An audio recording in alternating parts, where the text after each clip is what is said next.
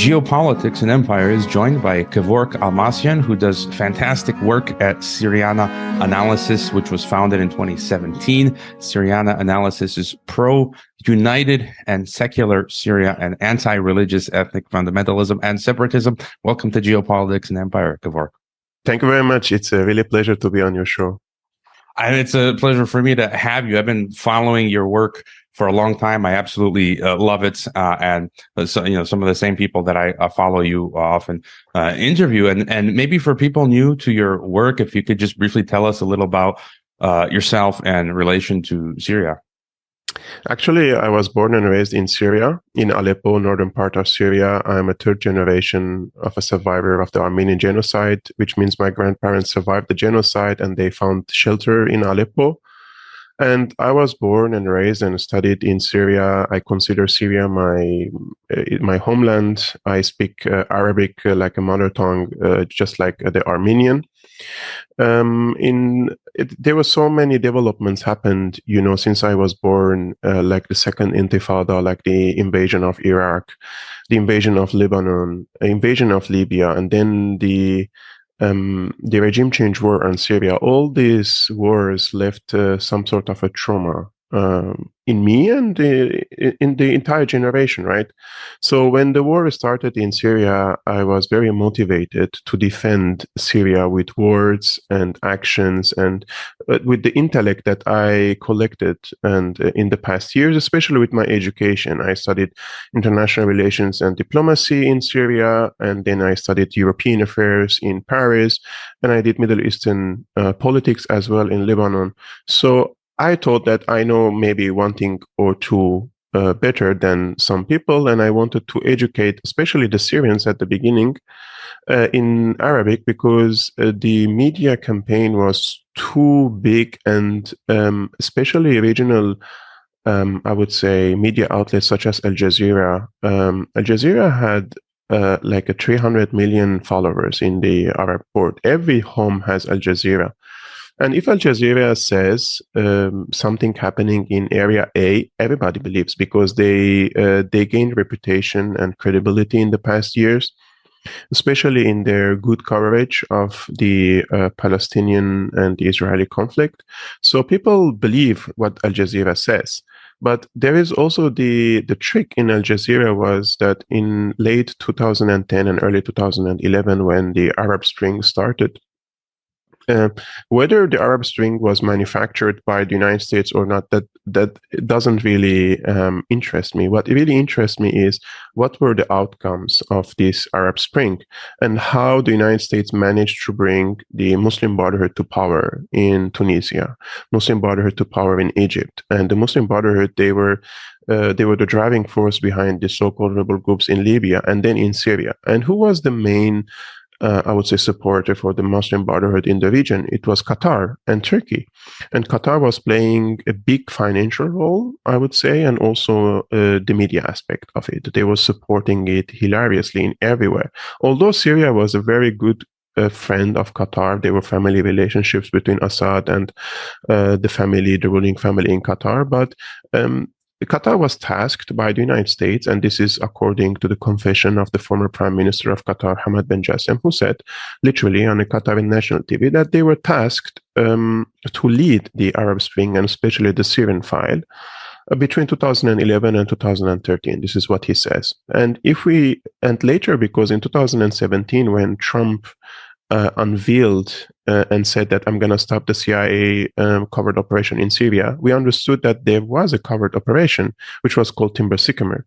So at the first 2-3 years, Qatar led this operation, and then Saudi Arabia was in charge between 2013 and 2018.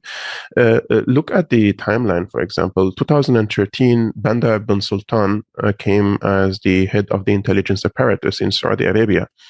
And this man, he was also the ambassador of Saudi Arabia in the United States for a very, very long time, and especially during the 9/11 attacks.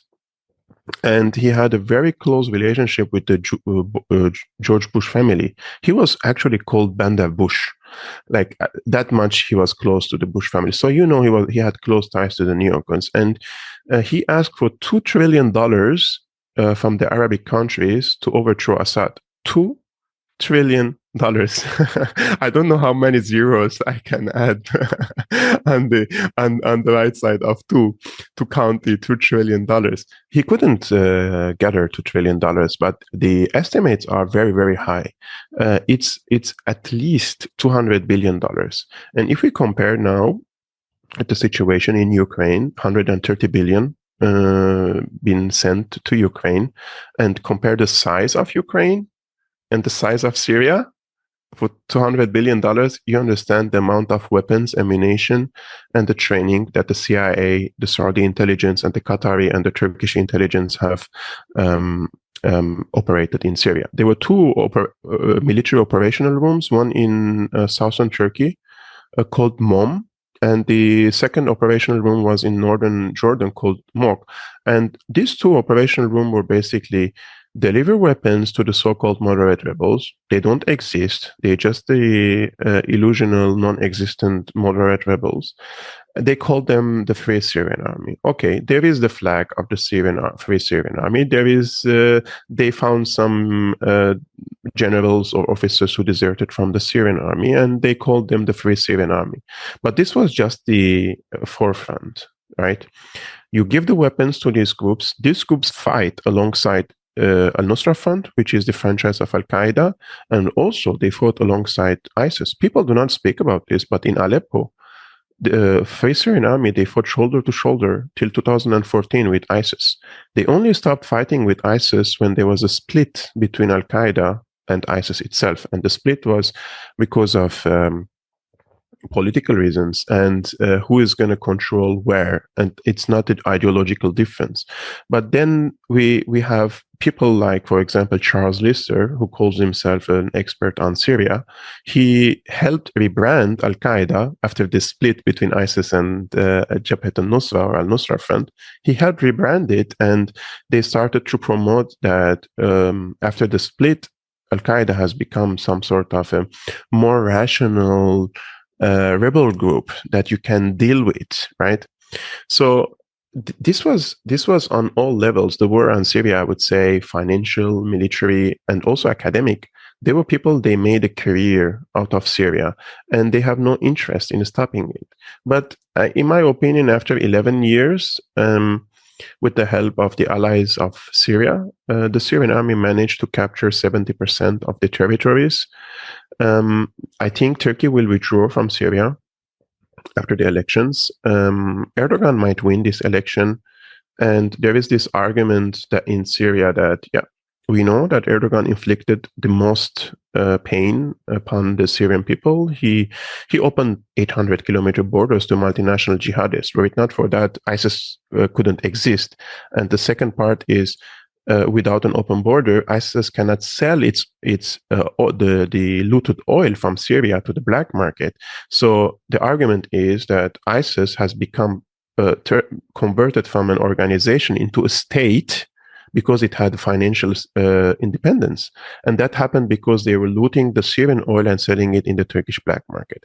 But now in 2023, the argument is that Erdogan, after the attempted coup against him in 2016, he did some shifts in the regional politics, and he has become closer to Russia. And he's balancing his relationship between NATO and Turkey, and they think it's better than Kılıçdaroğlu, who might be closer to Washington than Erdogan himself. Although Kılıçdaroğlu also says that he's going to withdraw from Syria. But Syria is in a weak situation right now. Despite everything we listen in the media, 11 years of war, and then you had to invite your allies, Iran and Russia. And Iran and Russia, they send a wish to Damascus, telling like it would be nice if the foreign minister of Syria meets with the Çavuşoğlu, the foreign minister of Turkey, before the elections in Turkey, to give some diplomatic boost to Erdogan before the elections, because in front of your people, when you go and tell the people that I'm going to solve the problems with the neighbors, and one of the problems is 3.5 million refugees, right? And I'm going to push the Kurdish militias 30 kilometers away from the borders. How are you going to do that if there is no partner in Syria recognizing you? So when you meet with the Syrian side, you give the impression to the people that the Syrian side is ready to deal with you. And that's what happened. And I think it's a win-win situation between Syria and Turkey because, and I'm saying this as also an ethnic Armenian, my position is like very, very negative towards Syria, but I'm thinking about the strategic interests of Syria, right?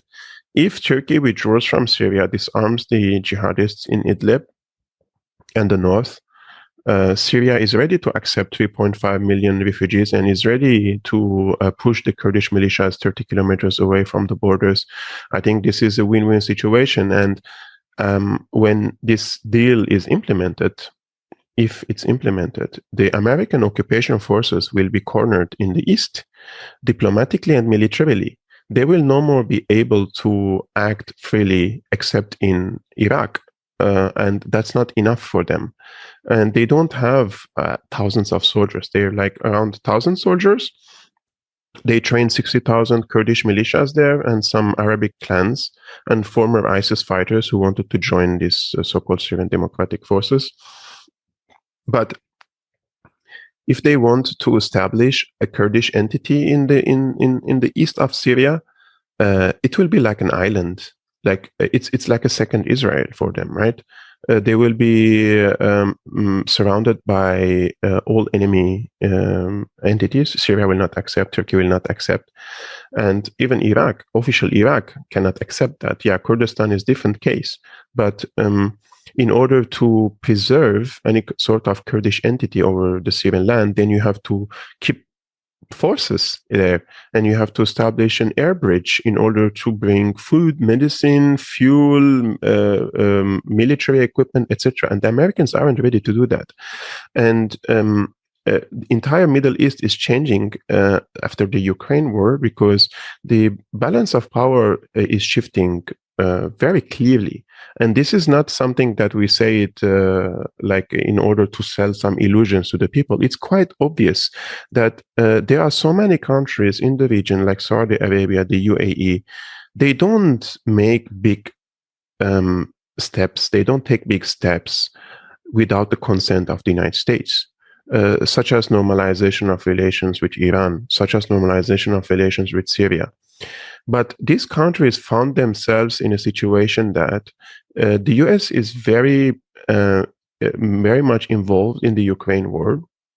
They aren't really ready to follow up on hot files in the Middle East. And secondly, they found alternative forces ready to deal with them economically, politically, diplomatically, and militarily, first with respect, and secondly as peers. The Americans have different approach with their allies. And unfortunately, the former president of Egypt, Hosni Mubarak, once said, anyone who covers himself with the blanket of the Americans, he gets cold. This was like before, like 20 years ago. Everybody knows this because the Americans can abandon, and there are no certain principles in their foreign policy. It's purely based on interest. The same thing applies to other countries, but in 2015, Syria was losing the war, right? So the Russians, they gambled when they intervened in the Syrian war. And they gambled with their reputation, with the reputation of their army, the reputation of their arm industries. Can you imagine if the Russians lost and they couldn't defeat the terrorists in Syria? What could have happened to the arm industry in Russia? So there is a minimum level of principled foreign policy when it comes to Russia, when it comes to China. Russia and China vetoed lots of UN Security Council resolutions, and they stood in front of a very big tsunami of criticism for Syria. Syria is a tiny country, but they did it for Syria, right?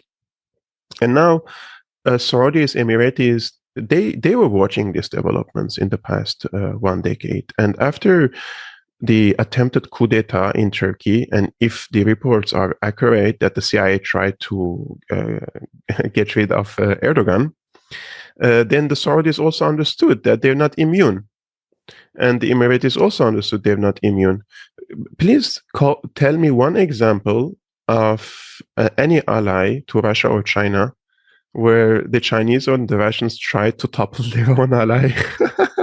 Yeah.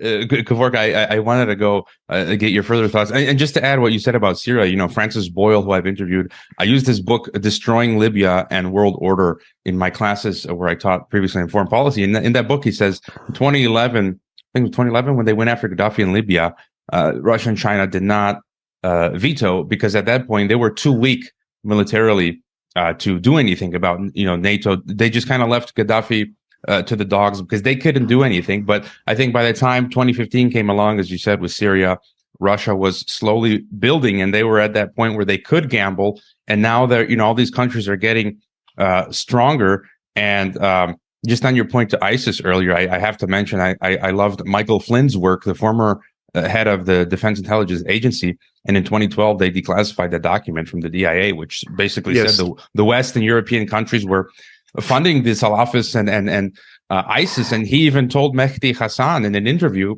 Flynn, that the Obama administration was intentionally, knowingly doing all of this. And let me ask you, recently, over the weekend, I was at a small dinner with Colonel Douglas Macgregor, which I'm sure you're familiar with, who worked under Wesley Clark, Supreme NATO Commander. And he was telling us stories about the 1990s in Iraq and Yugoslavia. And Wesley Clark, we all know, he's the guy who came out and said after 9/11, we've all seen that interview where he says the Pentagon's going to invade 7 Middle Eastern countries in 5 years. And so what are your thoughts as to what was the game from the U.S.? According to Francis Boyle, he calls it unlimited imperialism, basically to take over the world. And the end game is Russia, China, and Iran. So, your broader thoughts on what were they going for and where are they now? Because it seems, as you're saying, they're failing. And then can this lead to a wider global conflict? Because it seems like they're trying to make Ukraine into Syria. Now they want to make Taiwan into Ukraine. So, your further thoughts. Actually, the invasion of Iraq was the trigger for the so-called New Middle East. And Condoleezza Rice said after the invasion of, for example, Lebanon in 2006 by Israel, that this is the birthpound of the New Middle East. The New Middle East was a project of dividing the Middle East further on ethnic, sectarian, and religious basis. When the First World War was over and the French and the Brits, they colonized the Middle East, they divided the countries. There were no such borders, right? They are the ones who created Syria, and then Lebanon, and then Iraq, and then Jordan. This is all called the Levant or Bilad al-Sham.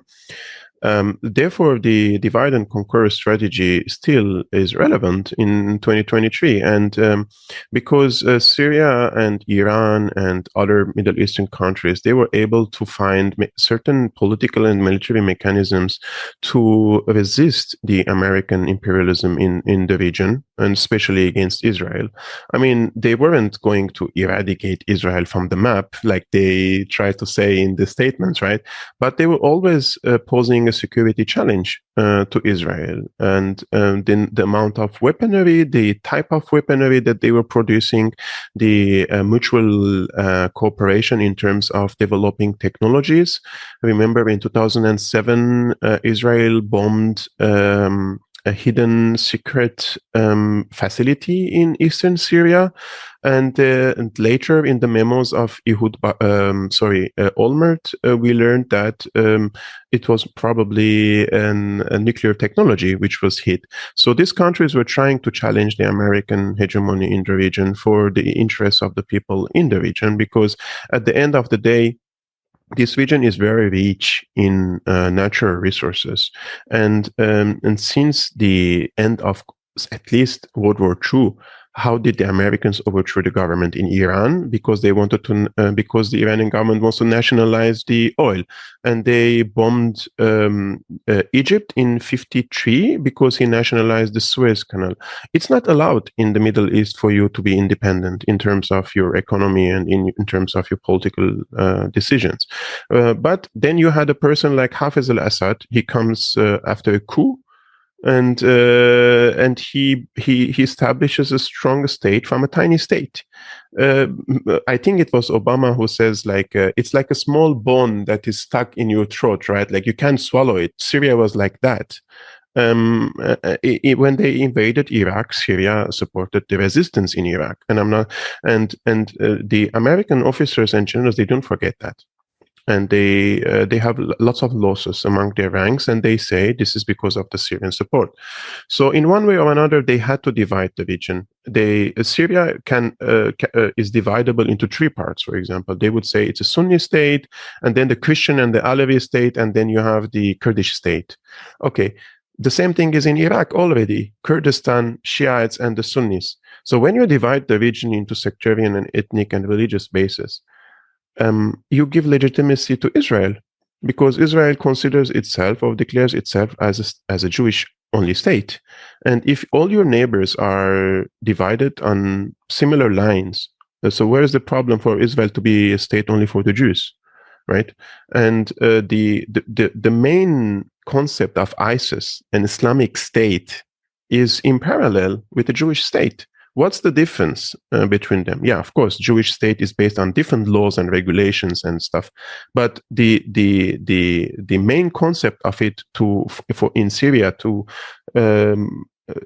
be an Islamic state in one way or another, it just serves the strategic interests of Israel. This is in my opinion, and I think Syria. After 2015, and this is an information your audience, I'm sure they would like to know.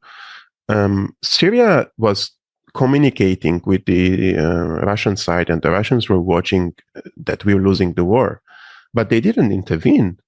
It was General Qasem Soleimani who traveled to Moscow, and he met with President Putin, and there was a 6 hours of meeting between Putin and Qasem Soleimani with maps and military generals and everything, explaining them the situation on the ground in Syria and how dire it is and what ISIS is doing, and they're advancing to Damascus, and what the repercussions could be on the national security of Iran. And after Iran, it comes Central Asia. It's not going to stop. This is like a domino effect. It's gonna go to Iran, and it's going to go to Central Asia. It's going to go to Kazakhstan, Tajikistan, Turkmenistan, and all these countries that border Russia. This is going to be the end of Russia. If Russia intervenes in these countries, and these countries turn into hell, like in Syria, it would have been the end of Russia, in my opinion. So, and at the same time, remember, John Kerry was meeting with opposition figures in Washington, D.C., and someone was recording the meeting, and someone leaked the recording later to the media. At the same time, when the Russians decided to intervene,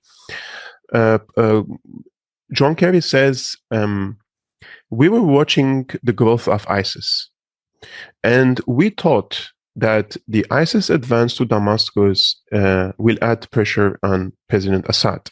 And we thought that when ISIS advances to Damascus, then Assad will compromise. This is what he said. They were watching, because remember, the so-called US-led campaign against ISIS started in 2014. So in this 1 year, ISIS expanded so much, and they were already in Damascus in the Yarmouk camp. So the United States was watching the advance of ISIS from Tadmor, from Palmyra to Damascus, to add pressure on Assad. And then he says, instead of him compromising, Putin intervened on his side. This is what he says in behind closed doors, and this was leaked by WikiLeaks. And they tried so much to discredit this leak, but they couldn't, because it was true. And this was a true intention of the Americans, as you mentioned. In 2012, the report of the Defense Intelligence Agency, it's detrimental. This paper was on the desk of Barack Obama. He read it, he understood it, and he authorized arming the jihadists in Syria. This was a conscious decision to arm jihadists in Syria and motivate multinational jihadists to join this war, just like in Afghanistan in the late 70s and early 80s. And it's very easy to bring them to Syria because, one, you can mobilize them by religious speeches, and you have the Saudis and the Qataris in your pocket back then. And if I want to mention the names of the imams and the sheikhs who were calling for jihad against Syria, we will not finish this show today. I remember all their names, and people, because do not watch Arabic channels, they do not know this stuff. But the main motivators for these people, for the jihadists to come to Syria, were sitting in Saudi Arabia, in Qatar, and they were given platforms on Al Jazeera, and they were saying anyone who stands with the Syrian government, whether it's civilian or a military personnel, it is permissible to kill them. This is a fatwa. And people were coming to Syria to fight, and Western intelligence agencies, they were turning a blind eye to the flow of the radical jihadists from their countries to Syria. In 2014 or 13, the head of the police department, the criminal department in Bavaria, he was asked by ZDF channel about how these 450 German jihadists came to Syria. I have never seen any official that honest who said, we allow them to go to Syria. Even if they don't have passports, we give them passports. I mean, we know that these people are radicals and they're a danger to our society, so we export this problem to the outside world. It's like I recall, Putin at one UN talk between the lines referenced this, and I've heard many people like I forget his name, the former head of Afghanistan, said that he gave an interview a few years back that they had American helicopters basically carrying Daesh and ISIS soldiers. And Kevork, then what do you make of sort of where? And I thought you mentioned Kazakhstan. I lived in Kazakhstan from 2017 to 2020, and some of my students were working with NGOs financed by USAID, Soros, and NED. My student actually showed me, she got an award in Cyrillic that said NED. She had no idea what she was participating in. And I warned my higher ups in Kazakhstan, and I had later Kazakh internal security meet with me. The Kazakh KNB security intelligence service were inquiring about me. They were kind of suspicious about me because I've got 3 passports. I'm an American, Croatian, Mexican. So they were wondering if I was a spy, but no, I'm an American, and I don't like that my government is trying to overthrow Kazakhstan. And we saw a year ago in January, right? There was this attempted color revolution, which seemed to have failed. But they keep going. They've taken Imran Khan out of Pakistan for now. It looks like they might try in Georgia. They're trying in Georgia again. And they did in Armenia. Right. And so where do you see kind of things going? I know I think you've had Patrick Henningsen on recently to talk about Ukraine, and we've got this whole multipolar world growing, as you were referring to earlier. There's de-dollarization. Every day I'm seeing, last week, Bolivia wants to use yuan instead of dollars, Thailand and Argentina and Brazil. And so, your sort of big picture thoughts of sort of where we're going. Every empire, US is an empire, and we have to accept that. And every empire passes through a cycle, right? And in my opinion, the United States is in the last third of its cycle, and it's declining. And it's just the pace of this decline. It's not yet clear if it's going to be in a decade or 2 or faster, but the Ukraine war will be detrimental in this regard. And also the de-dollarization. If Saudi Arabia is serious about dealing with China in yuan, I think that's already a major blow to the American empire, because we had the petrodollar at least since the 70s, right, which controlled the fuel markets through dealing with the dollar. I think the Ukraine war, nobody will win this war. Because we don't know what's the victory for Russia and what's the victory for. I think a victory for Russia would be to remove Zelensky from power, entire regime change, and I don't think that's going to happen. The as much as the days pass and you see the enthusiasm among the elites in Europe and in the United States of more support to Ukraine despite the consequences on the ground, you know that this is a sign of a panic, and they know that Ukraine means the fall of the collective Western empire, right? I'm very worried about Ukraine, and I think if Russia feels that they're not able to at least capture the entire Donbas region and keep the Mariupol and the peninsula, and if the Ukrainians wage an effective counteroffensive by American, British, and German arms, and they try to capture Crimea, I do not rule out the possibility of Russia using a tactical nuclear weapon. I do not rule out that possibility at all. And if there is one country that is going to be hit the first, it's going to be the United Kingdom. It's going to be in the UK for sure. They're the most enthusiastic about this war. And Zelensky was in Germany yesterday. Unfortunately, I mean, I don't want to talk much about the German government because there is no freedom of speech in Germany. And the German government came after me so many times for topics so much sillier, like talking about the refugee crisis or saying that the refugees aren't all running from Assad and saying that no, many of them are running from ISIS. The German government came after me. So there is no freedom of speech here. And the thing is, however, the Western side is very strong on the cultural aspect. Any empire has pillars: economic, military, and cultural. And I think the Chinese and the Russians, they have a strong economies and strong armies, but they lack the cultural aspect of it. They are anti-Western values, but they're not presenting a certain type of values to the East European people to be convinced that the Russian side and the Chinese side could be an ally. For example, in Armenia, in Georgia, most of the young people, I'm talking about the youngsters, if you do a referendum now, the vast majority of them would choose the European Union. And that is because of the cultural aspect of it and how attractive is the EU in the media, in the movies, in the music, and lots of things that scholarships and indoctrination through these NGOs. You mentioned the NED. Like if you go to Armenia, first time I was in Armenia, 2017. Pashinyan was not in power, and I just saw normal society like you see in everywhere.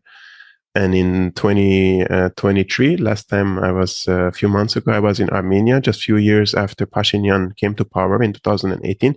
You already start to see a change in the society in terms of radical feminists in the street, because you can see from their hair colors and the way they dress, the European style and this stuff, So that these people are pursuing identity politics in their own countries. They're pursuing the gender identity, and it works. It works in so many levels because it turns the people into some sort of a zombie that they put their brains aside and they just follow their instincts and their clans. Instead of it's just a division in the society, vertical divisions in the society, based on a skin color, based on a gender, based on ethnicity, and all this stuff. And this is very bad for the Armenian society for the future. But for the Western societies, they are gaining leverage over Armenia. And now you can see Pashinyan has turned the country upside down against Russia, and this is against the Armenian national security because Armenia is in the southern Caucasus and it's not in somewhere in Canada or in Western Europe close to the United States one. And secondly, the entire region in the Caucasus, Turkey, Azerbaijan, Iran, they're all pursuing better relationship with Russia.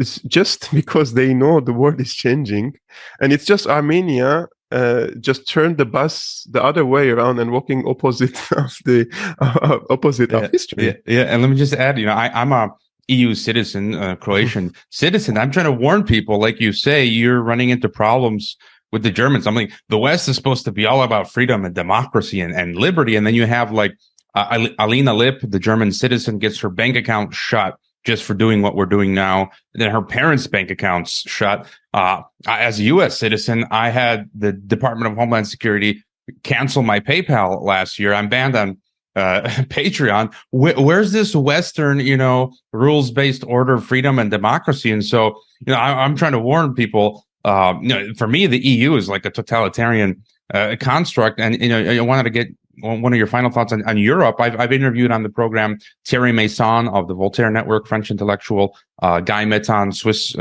journalist, and both were saying that as a result of the Ukraine situation, Europe is kind of collapsing. You were kind of alluding to it. As a result of Ukraine, Europe is being deindustrialized, especially Germany. Freedoms are less and less they're being restricted. And so, any thoughts on the EU and Europe as a result of everything that's going on? I will just refer to the statement of the first NATO General Secretary: keep the Americans in, Russians out, and the Germans down. And Germany, it's not a coincidence that in 2021, the Greens received a huge support from the Americans and their, NGOs and media outlets, and also the Social Democrats. Those are the ones who called for green energy. They came to power. They shutting down the nuclear energy factories. And now they were going to cancel the Nord Stream pipelines, and then the Americans bombed the Nord Stream pipelines, and they're very happy about it and not even asking for investigation. I mean, those things are not coincidence for me. When a politician is in a position of power and your major infrastructure is being hit, and you're not even asking for what's the result of this investigation, and then you call, like the German media called Simon Hirsch a blogger. And if you check every single one of them, there is a repetition of a certain sentences in these articles. Those are scripted articles. They come either from the NSA, CIA. They have a huge presence here in Germany to the German authorities, and the German authorities sent them. And recently, we found out that there was a question by the opposition party, the AfD, that how much the foreign ministry and how much the interior ministry are sending funds to the media outlets. And we found out that since this new coalition, the amount of government funding to journalists increased 40%. And they're giving them side jobs as well.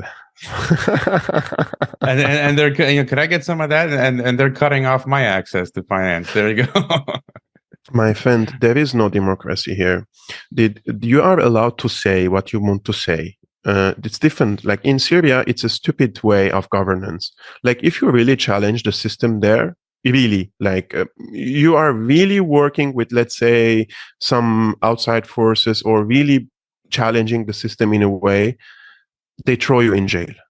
They don't throw you in jail here. They throw you in an invisible economic jail. And they wage a character assassination. You lose your job, you lose your funding, you lose your bank account. You're done. You're done. In 2019, the German mainstream press, they waged a brutal media campaign against me so that I lose all this stuff, right? So now if I want to apply to a job in Germany, who's gonna hire me? Just type my name in any German Google research results, and it's going to be all a radical person, a person who Assad sent him to Europe in order to pursue his strategy in like crazy things. Like I get asked by journalists if I am a spy for Assad It's crazy. Like these people, they have no clue that in Syria they are patriotic people who are ready to defend their country because they don't know what patriotism means. Because for them, if you're patriotic, then you are a right-wing extremist. This is how they equate things. But things are, in my opinion, very dire in Germany economically. We are paying a lot. Like if, let's say, someone receives, let's say, €1,000 per month. I think his salary is now around like 700 to 650 equivalent because the prices are too expensive in everything. The smaller things are more expensive. They're like 100% more expensive than the more expensive things. And they're financing this war on the back of the people. So for how long they can do this? This is the question. If a serious economic crisis hit Germany, this is my prediction, and I hope it won't never happen because I love this country and I wish the best for its people. But if it happens, the stability and security in Germany is based on the social welfare. The people can, if you lose your job, there is a job center and Agentur für Arbeit and all these agencies who can finance your salary and for your rent and stuff. But these people are used since at least the after World War II. They are not used on survival instincts. They didn't suffer from harsh economic conditions. They don't know how to survive now. They will start like there will be lots of robberies. There will be lots of skyrocketing crime rates. And remember, and people, I don't understand why do they blame me when I say this. Statistically speaking, there is like 1 million Syrian refugees arrived in 2015. And now we are in 2023. The number of Syrian refugees who do not work and they still receive social security funds, 60%. So if you cut the funding for these people, I'm not saying they're going to all of them commit crimes, but some of them will commit crimes, right? How are they going to secure the milk and the food for their babies or for their families? So, and if that happens, I suspect the AfD will come to power because psychologically speaking, people tend to vote to the parties and the politicians who weren't responsible for their misery, regardless of their orientation. And the only political party in Germany that represents a challenge to the current system is the far-right AfD. And they are now the intelligence apparatuses checking their WhatsApps, checking their everything. They're leaking the WhatsApps to the media.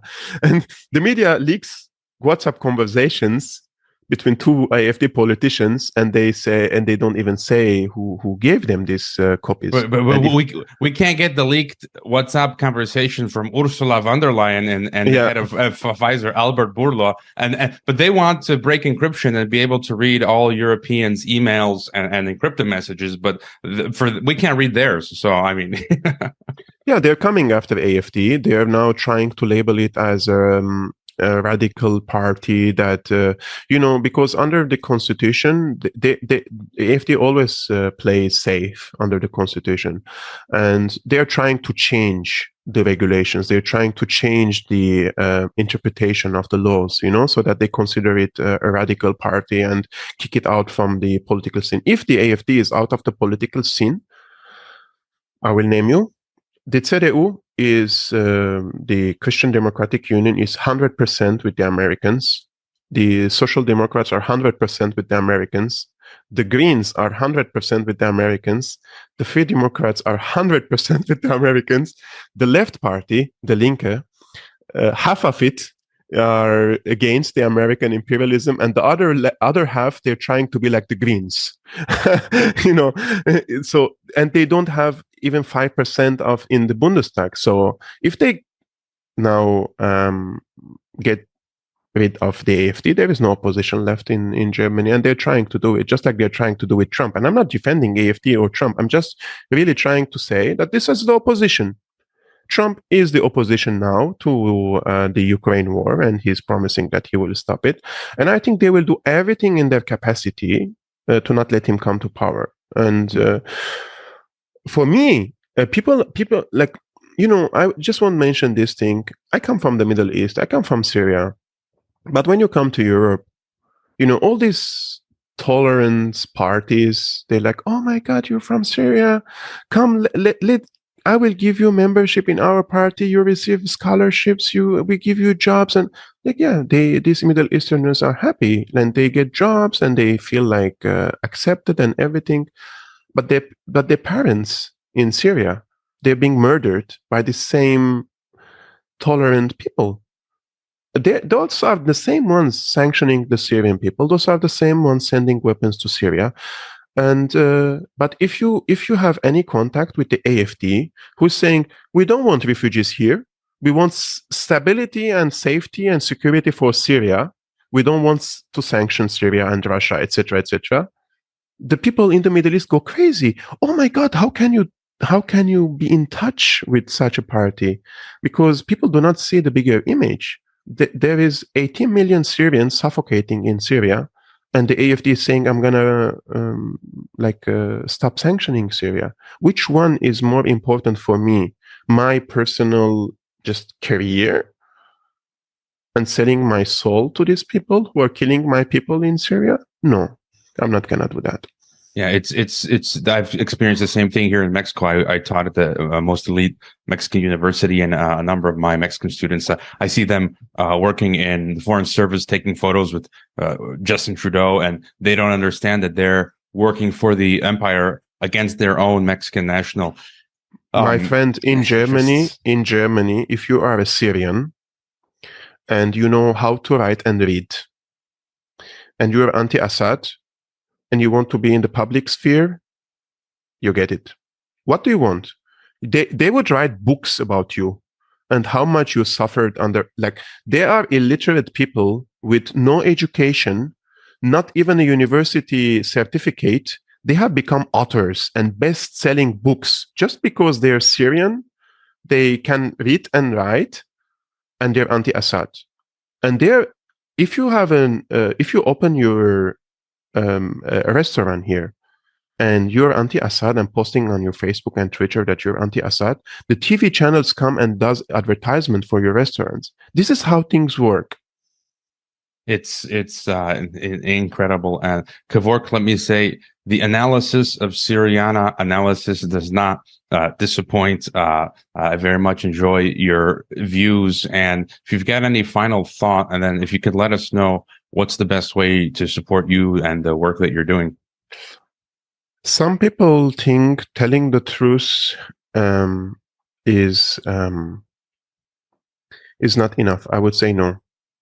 If you tell the truth and the objective truth that you think about certain political and geopolitical conflicts, and you say it to your friends and to your surroundings, the circle will grow, and it has always a domino effect or butterfly effect. And people underestimate how much telling the truth is important, and they think the repercussions of telling the truth is worse than not telling the truth, which is not true. When you don't speak up and try to at least challenge the evil, and I'm very serious about this, the evil will grow. And people think if you avoid it, it will not come after you. No, my friend. Even if you're not interested in politics, politics is interested in you. And we have seen after the pandemic what happened and how they came to our personal freedoms and our personal choices, and how they locked us up in our homes and everything. And you did that because although you can see the objective truth with your own eyes, and then they impose the injection on the people. You know that that's wrong, but you didn't speak up. So first, I urge the people to speak up. I'm very serious about that. If speaking up was not working and it's irrelevant, they wouldn't dare to come after independent journalists, to censor, to deplatform, to close their bank accounts, to all these things, because it is relevant. So this is the first thing. This is why I started Syriana Analysis. I felt like I'm suffocating. I want to tell what's happening in my country to the Western audience. And thankfully, I gained good amount of following, and I build a relationship with my audience based on trust. because people are not stupid. People are smart, and people can see that Kevork is honest, Eva is honest, and the other journalists are honest, and they have a track record in telling the truth. And even if they miss in their analysis, you know that they didn't try to manipulate you or to lie to you. So this is very important to start. If you have the capacity, guys, to influence your surrounding on an individual level or start your podcast, do this is the time now for us to move, because multipolarity doesn't mean the cancellation of the West, like the West and collective West is trying to promote. Multipolarity means that the West has its own governing system, its own values, its own cultures, its own civilizations, which was very important for humanity. But at the same time, other civilizations and other values and other histories will also be relevant, and they will not be pushed under the bus like unfortunately the US-led empire did, and they smashed the vast majority of the people in the Middle East, in different places around the world, killed millions of people, and a lot of people didn't care about it. And now, when the war in Ukraine erupted, all of a sudden everybody cares and everybody wants to raise a Ukrainian flag. Come and see here in Berlin. If you raise a German flag, you are a nationalist, right-wing person. But Ukrainian flags are everywhere. Ukrainian flags and LGBTQ flags everywhere. And I don't mind. Everybody is free to raise the flag. But do not tell me it's normal. You live in Germany and you don't see German flags and you only see the Ukrainian flags everywhere. Luckily, still, I can see American flags in America and Mexican flags in Mexico. Let me just bring up a quote I came across recently from Ron Paul, who said, "Speak up, speak often, and don't worry about those that at this point cannot understand, as they can never unhear what we tell them." So basically, seeds will be planted, and I will include all of your links in the description, Kevork, and hopefully people subscribe and listen to Syriana Analysis. Keep doing what you're doing. It's fantastic. And thank you for joining me on Geopolitics. Thank you so much, my friend. And thank you so much for your work and hosting me on your channel. It's a really pleasure to be on your show, and hopefully also in the future, you will come to my show.